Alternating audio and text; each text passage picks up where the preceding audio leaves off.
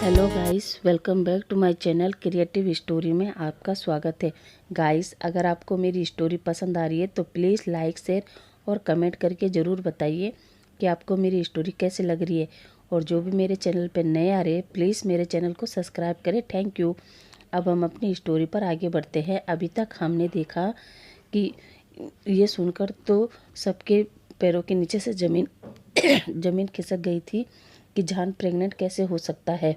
अब आगे और फिर मुझे लगा कि मैं तुम्हें बताऊंगा तो क्या पता तुम मेरा साथ दोगे या नहीं, क्योंकि जिस दिन मैं तुम्हें सच्चाई बताने वाला था मैंने सोचा था कि अगर तुम मुझे माफ़ कर दोगे तो ठीक है, और नहीं करोगे तो मैं हमेशा के लिए अमेरिका चला जाऊंगा। इसलिए मैंने डैड से भी फ़ोन करके बता दिया था, मगर तब तक मेरा एक्सीडेंट हो गया और प्रेग्नेंट भी था। तब हमने सोचा कि हम इस सिटी से दूर चले जाएंगे और इस सब में लिली ने मेरा साथ दिया। उसी विलेज में लोगों से छुपते छुपाते मैंने आयुआन को बर्थ दिया और सबको यही बताया कि लिली आयुआन की मॉम है और मैं डैड। और फिर हम तीनों एक फैमिली की तरह रहने लगे और आयुआन के साथ रहते रहते पता ही नहीं चला कि कब 3 साल बीत गए। ये सुनकर तो ईवो को और भी गुस्सा आता है और वो जान को शेक करते हुए कहता है, जान, तुम अपनी नफ़रत में इतने अंधे हो गए थे कि तुमने मुझे 3 सालों में एक बार भी ये बताना ज़रूरी नहीं समझा कि आयुआन मेरा बेटा है और तुम एक हैप्पी फैमिली की तरह रह रहे थे। क्यों जान, क्यों? आखिर तुमने मुझे क्यों नहीं बताया कि मेरा एक बच्चा है? और मैं पिछले 3 सालों से सोचता था कि पता नहीं क्यों जान मुझे छोड़कर चला गया। मैं रोज़ अपने आप को कोसता था कि शायद मेरे प्यार में ही कमी थी जो मैं तुम्हें अपना न बना पाया। और ईवो के आंखों से आंसू आ रहे थे और कुछ देर रोने के बाद ईवो अपने आंसू को पोंछता है और कहता है, लेकिन अब बस जान, अब मैं अपने बच्चे को अपने साथ ले जाऊंगा और तुम जहाँ जाना चाहते हो जा सकते हो, लेकिन अब मेरा बेटा अपने डैड के साथ रहेगा। जान कहता है, नहीं ईवो, उसके बिना मैं मर जाऊंगा। पर ईवो उससे कुछ नहीं बोलता और वो अपना मुंह फेर लेता है। अब जान के डैड ईवो को समझाने के लिए कहते हैं ईवो, पर ईवो कहता है, प्लीज़ सर, आज मैं आपकी कोई बात नहीं सुनूंगा। जान कुछ नहीं बोलता और वो रोने लगता है। जान को रोते देख जान के डैड जान को संभालते हैं और जान अपने डैड को रोते रोते सॉरी कहता है और उनसे कहता है, प्लीज़ डैड, मुझे माफ़ कर दो, मैं आपका एक अच्छा बेटा नहीं बन पाया। और वो बार बार अपने डैड से माफ़ी मांगता रहता है। इधर ईवो हॉस्पिटल से बाहर आ जाता है, उसके पीछे पीछे सुयान और जिबुजुन भी। और ईवो अपने गगा को हक करके रोता है कि क्यों गगा, जान ने मुझे नहीं बताया, क्यों? और फिर रोते हुए कहता है, कोई बात नहीं थी, वो मुझसे बदला लेना चाहता था, ले लेता, मगर मेरे बच्चे को 3 साल से दूर नहीं रखता। इसके लिए मैं जान को कभी माफ़ नहीं कर सकता गगा, कभी माफ़ नहीं कर सकता। जिबुजुन जो समझ जाता है कि जान भले ही बदला लेने के लिए ईवो के पास आया था, मगर कहीं न कहीं वो ईवो को सच में प्यार करने लगा था। और जिबुजुन को इस बात का एहसास तब हुआ जब जिबुजुन ने तो केवल जान से अपने रिच होने के बारे में बोला था, मगर आज जान ने अपनी पूरी सच्चाई बता दी थी। जो जिबुजुन को भी एहसास होता है कि जान भले ही गलत अटेंशन की वजह से ईवो की लाइफ में आया, मगर इसका मौका जान को ईवो ने ही दिया। माना उस दिन जान ने गलती की थी, पर ईवो ने ही गलती की थी, लेकिन मगर उस दिन ईवो को सबके सामने एक लड़की पर हाथ नहीं उठाना चाहिए था, क्योंकि कहीं ना कहीं ये हमारे वांग फैमिली के रूल के खिलाफ था। अब जिबुजुन अपनी सोच से बाहर आता है और वो ईवो को बैग पर थपथपाकर सुयान से कहता है, सुयान, तुम ईवो को संभालो, मैं अभी आता हूँ। और फिर जिबुजुन वहाँ से अंदर हॉस्पिटल में आते हैं, जहाँ जान अपने डैड के सीने से लगकर अभी भी रो रहा था और अपने डैड से कहता है, डैड, ये मैंने क्या कर दिया? एक पल में ही मेरा सब कुछ बिखर गया। इधर मेरा बेटा ज़िंदगी और मौत से लड़ रहा है और उधर ईवो को सब पता चल गया कि मैंने उसके साथ क्या किया और वो भी मुझसे अब नफ़रत करने लगा है। डैड, मैं क्या करूँ? आज मुझे मॉम की भी याद आ रही है। और वो रोने लगता है। इधर जिबुजुन जान के पास आता है और जान से कहता है, जान, मुझे तुमसे बात करनी है अकेले में। जान जिबुजुन की बात सुनता है और फिर जिबुजुन के साथ चला जाता है। इधर जिबुजुन कहता है, सॉरी जान, मुझे नहीं पता था कि मेरा तुम्हें सच्चाई बोलने के लिए फोर्स करना इतना महंगा पड़ जाएगा कि मेरे ईवो के साथ साथ तुम्हारी लाइफ भी ख़राब हो जाएगी। और आज जो कुछ भी हुआ उसमें कहीं ना कहीं गलती मेरी भी है, इसलिए अब मैं अपनी पूरी कोशिश करूँगा कि तुम और ईवो एक हैप्पी फैमिली की तरह रहो। अब मुझे सब कुछ ठीक करने के लिए थोड़ा टाइम चाहिए। जहान कुछ नहीं बोलता, केवल जिबुजुन की बातों को सुनता रहता है और जिबुजुन अपनी बात को ख़त्म करने के बाद वहाँ से आ जाता है।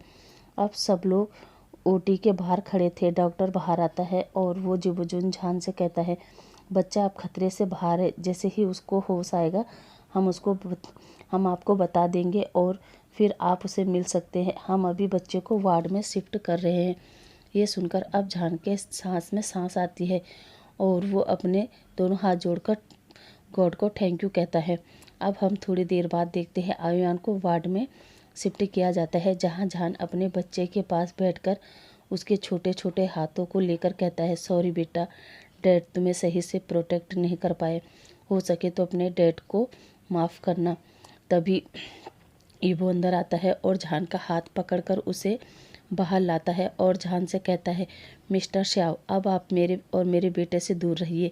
मैं अब आपको अपने बच्चे के पास बर्दाश्त भी नहीं कर सकता, तो सो प्लीज़ आप यहाँ से चले जाए। जहान कुछ नहीं बोलता और उसके आंखों से आंसू गिर रहे थे। ईवो उसे बाहर छोड़कर उस हॉस्पिटल का रूम बंद कर देता है और खुद जाके उसके पास बैठ जाता है। जहान बाहर से अपने बेटे को और ईवो को देख रहा था, जहाँ ईवो पता नहीं आयुआन से क्या बोल रहा था।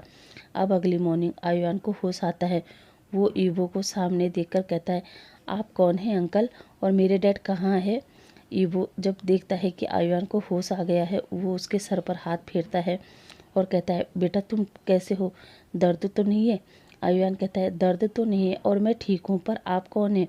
ईवो बताने वाला था कि मैं तुम्हारा डैड हूँ, पर तभी जिबुजुन कहता है, वो तुम्हारे डैड का फ्रेंड है और मैं तुम्हारे डैड के फ्रेंड का बड़ा भाई हूँ। अब तुम बताओ तुम कैसे हो लिटिल चैम? आयुआन कहता है, मैं ठीक हूँ, पर मेरे डैड कहाँ हैं?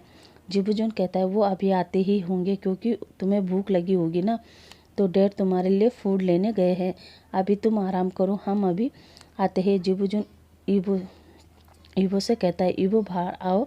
ईवो बाहर आता है और जिबुजुन से कहता है, गगा आपने मुझे क्यों रोका? मैं उसे बताना चाहता था कि आयुआन डैड हूँ, बताना चाहता था कि मैं उसका डैड हूँ। जिबुजुन कहता है, इसीलिए ईवो मैं नहीं चाहता था कि तुम आयुआन को बताओ कि तुम उसके डैड हो।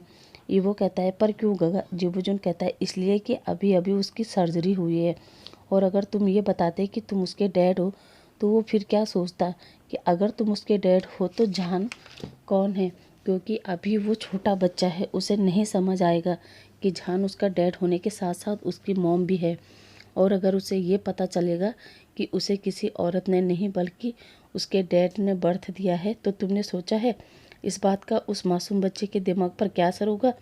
इसलिए ईवो हमें शांति से काम लेना होगा और इसमें तुम्हें जहान की ज़रूरत है, क्योंकि मत भूलो कि आयुआन को जहान ने बर्थ दिया है और 3 साल तक उसकी परवरिश भी की है।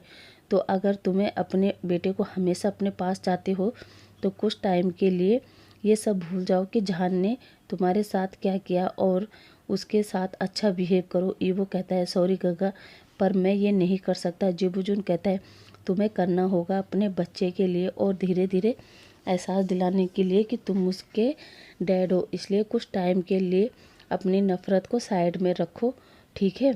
ईवो कुछ नहीं बोलता। तभी जहान आता है। वो अपने बेटे के लिए कुछ फूड और सूप बनाकर लाया था। वो बाहर ईवो और जिबुजुन को देखता है और जिबुजुन से कहता है, गगा क्या आप आयुआन को ये सूप और ये फूड खिला दोगे?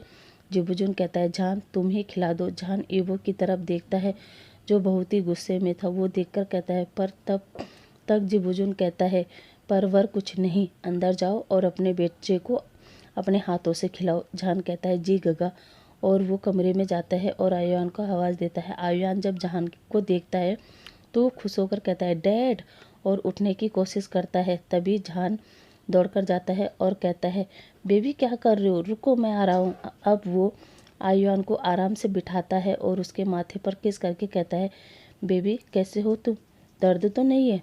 आयुआन कहता है, डैड मैं ठीक हूँ, और आप बताइए आप कहाँ थे? जहान कहता है, मैं तुम्हारे लिए तुम्हारा फेवरेट लोटस सूप बनाने गया था। आयुआन कहता है, वाओ लोटस सूप, और फिर जहान उसे अच्छे से सूप वगैरह पिलाता है। उसके अच्छे से क्लीन करके उसे कपड़े पहनाता है। ये देखकर जुबजुन कहता है, देखा युबो, जितना खुश वो जान के साथ है, तुम्हें क्या लगता है तुम्हारी सच्चाई बताने के बाद क्या वो तुम्हें एक्सेप्ट करेगा, तुम्हारे साथ खुश रहेगा? नहीं, बिल्कुल भी नहीं। इसलिए अभी के लिए तुम सारी नाराज़गी भूल जाओ